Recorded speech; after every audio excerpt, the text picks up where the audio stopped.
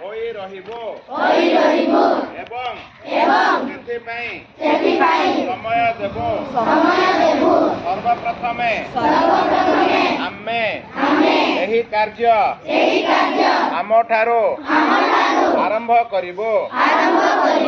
ଆମ ବିଦ୍ୟାଳୟର ଘର ବସ୍ତି ଓ ଗ୍ରାମ ସହରକୁ ସଫାସୁତରା ରଖିବା ପାଇଁ ଯଥାସାଧ୍ୟ ଉଦ୍ୟମ କରିବୁ।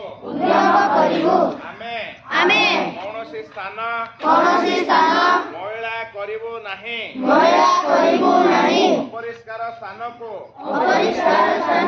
ଆମେ ନିଜେ ଏବଂ ଅନ୍ୟର ସାହାଯ୍ୟରେ ସଫା କରିବୁ। ସ୍ୱଚ୍ଛ ଓ ସୁସ୍ଥ ପରିବେଶ ଗଠନ ଆମର ମୂଳ ଲକ୍ଷ୍ୟ।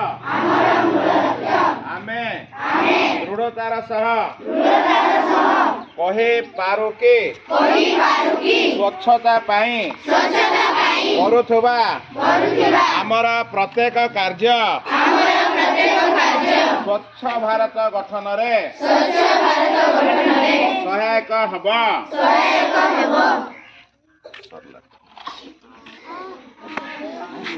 ପରିଷ୍କାର ରୁମରେ ଅଳିଆ